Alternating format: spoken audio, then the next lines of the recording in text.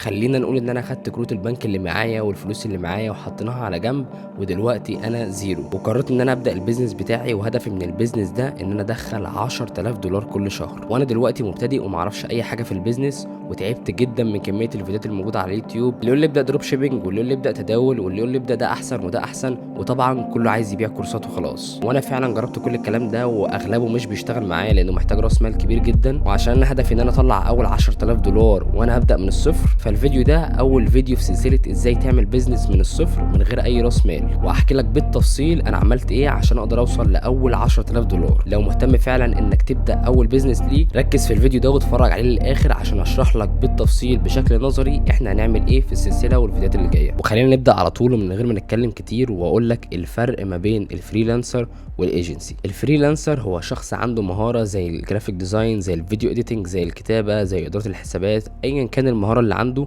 وهو بيشتغل لوحده ومن غير ما يعمل اي بيزنس ومن غير ما يعمل اي حاجه، وبياخد مقابل مادي من كل عميل على الخدمه اللي هو بيقدمها. الفريلانسر كويس وممكن يدخل فلوس حلوه جدا كل شهر، ولكن هو مقيد بحته ان الوقت عنده بيساوي الفلوس. يعني لو تعب او سافر او عمل اي حاجه من الحاجات دي فطبعا مش هيجيله اي فلوس والفلوس عنده هتقف، وطبعا هتفضل طول عمرك تدور على العميل وتروح انت للعميل مش العميل اللي يجيلك، ودي اسوأ حاجه في شغل الفريلانس. بالنسبه للايجنسي وانك يكون عندك بيزنس فالموضوع مختلف تماما، وانت كاونر مش محتاج تشتغل بايدك ولا تعمل اي حاجه، بالعكس انت بتبني سيستم في البدايه وبتظبط كل حاجه، وكل حاجه بتشتغل اوتوماتيك والفلوس بتجيلك وانت نايم. وكل اللي انت بتعمله لو مثلا بتقدم خدمه زي الفيديو اديتنج فانت بتروح تعين شويه مونتيرز عندك وشويه ناس مثلا تدير لك حسابات، وانت عليك الماركتنج وانك تسوق للايجنسي بتاعتك ويجي لك عملاء وتبدا تشتغل وتستلم فلوس، والموضوع سهل يا جماعه مش زي ما انتم متخيلين. غير كده من المميزات الموجوده في الايجنسي مش هتكون موجوده عندك لو انت شغال فريلانسر، انك تقدر تخلي فريق كامل يعمل لك كل حاجه وانت تركز على المبيعات والاداره وانك توسع وتسكيل البيزنس بتاعك. وبعد ما عرفنا الفرق ما بين الفريلانسر والايجنسي خليني اقول لك على شويه اسباب تخلي الايجنسي تكسب في المقارنه دي. واول حاجه انك تقدر تعمل سكيلنج سريع جدا وتكبر البيزنس بتاعك، مش مجرد ان انت تحط وقت عشان تعمل فلوس، بالعكس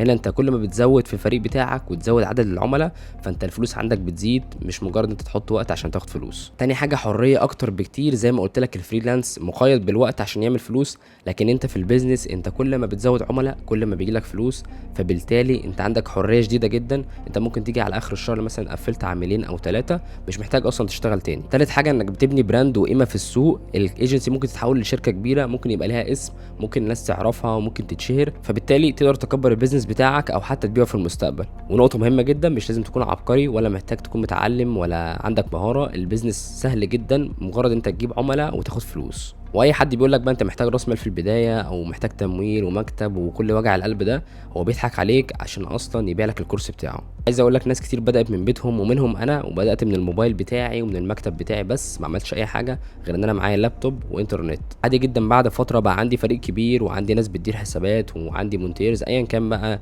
انا بقدم انهي خدمه، ولكن الموضوع قدرت ان انا اطوره دخلي اكتر من $1000 كل شهر عادي جدا. بالنسبه بقى لتجربتي الشخصيه فانا بدات اكتر من بيزنس وجربت كميه حاجات، فعشان كده انا قررت ان انا اصلا اعمل الفيديو ده، وقررت ان انا ابدا في السلسله دي واشرح بالتفصيل ازاي تبدا ايجنسي. انا عملته بدات من الصفر، ما كانش عندي ميزانيه ولا عندي دعم ولا عندي اي حد بيدعمني، بالعكس كل الناس كانت بتحبطني وبتقول لي انت مستحيل تنجح في الموضوع ده لان انت مستحيل حد يعمل بيزنس من غير راس مال.